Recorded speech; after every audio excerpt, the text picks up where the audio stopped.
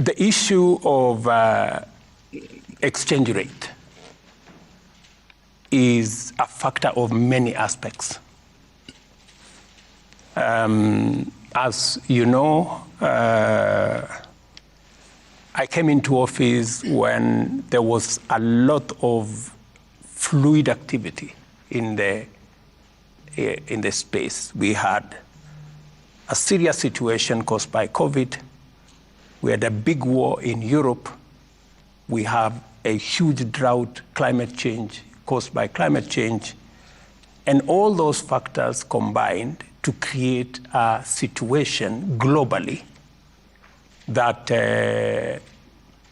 increased the price of commodities that we import, increased demand for the dollar. And in fact, what has happened is that the Fed, that is the central bank of the US, if you wish, has increased interest rates from 0.25 to 5.25. In fact, in the history of the Fed, this is the steepest interest rate increase in its history. What that has done, and because every country tried, including Kenya, every country tried to enhance liquidity because of the crisis, the COVID, so everybody tried to increase money in supply.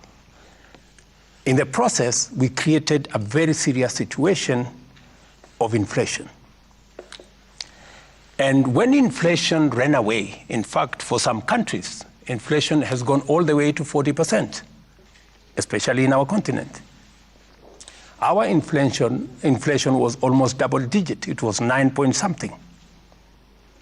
So what the world has done, and which Kenya we are doing, is to manage inflation, to manage money supply. Because if you don't manage inflation, you run into a lot of problems. So what has the US done? They increased their interest rates. Mm-hmm. And because of the increase on interest rates, there was the demand for the dollar. People who had invested outside the US began to see an opportunity in the US. And so there was a lot of dollars leaving Kenya, leaving other countries, going to the US. What does that mean? It reduces the supply of dollars. And therefore, as compared to Kenya shillings, then the situation went up. Everybody expected that the US would ease on interest rates, on increasing their own interest rates.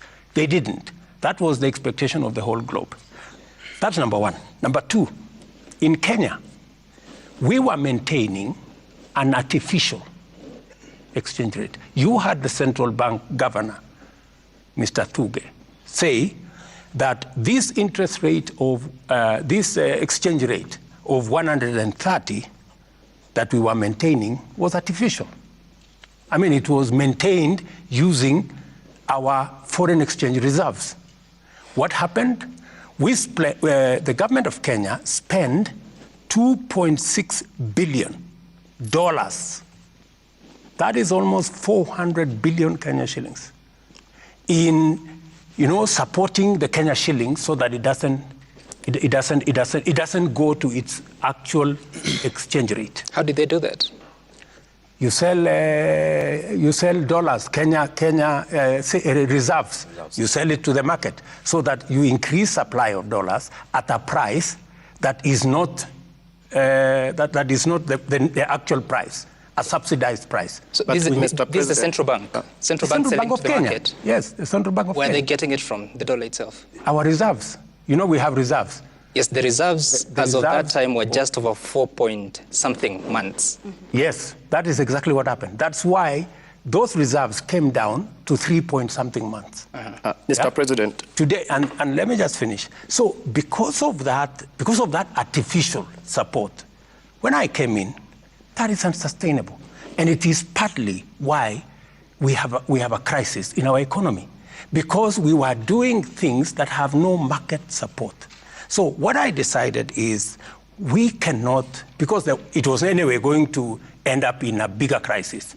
So we stopped the artificial supply of dollars into the market. That's number one. We also, and that is why the rates went up. It is better for the rates to be up and they are not supported by artificial. We are not losing any foreign currency as a country. And what has happened is that imports to Kenya have gone down because our exports are now much more attractive. In fact, the people in the tea sector, the people in the coffee sector are earning much more than they were earning before. So what has happened is we are now keeping the exchange rate at a market rate, that we are not artificially supporting it. Yes, Mr. President, we will get to... And what will happen is once the international economic space eases out, the dollars then, the exchange rate will then come down consistent with our own management. Thank you. So in April last year, you did say that you will bring down, or the shilling will come down to about 115. This is an interview on accountability. That shilling has moved from 120.37. We are looking at 153.78 by Friday. And this is the central bank official rate. We also know that this is not the actual rate that actually Kenyans are spending when they go to buy the dollar. You promised that the government-to-government deal would fix this problem. Has it failed? And if so, what really happened? Let me tell you, my brother, if I hadn't structured the G2G deal, the dollar today maybe would be at 250. That's how serious it would be. Why? Because the US Fed kept on increasing their interest rates. And you know very well that we can do the things we have done as Kenya, but we are also subject to the global economy. The G2G deal has worked. If we hadn't experienced an increase in the Fed, the dollar would be at 120 today. But because they kept on increasing the US exchange rate, our exchange rate, if we hadn't done the G2G transaction, if we were still going to the market to look for $500 million, 60 billion Kenya shillings every month, and in fact, many banks, by the way, were waiting for the dollar to be at 200.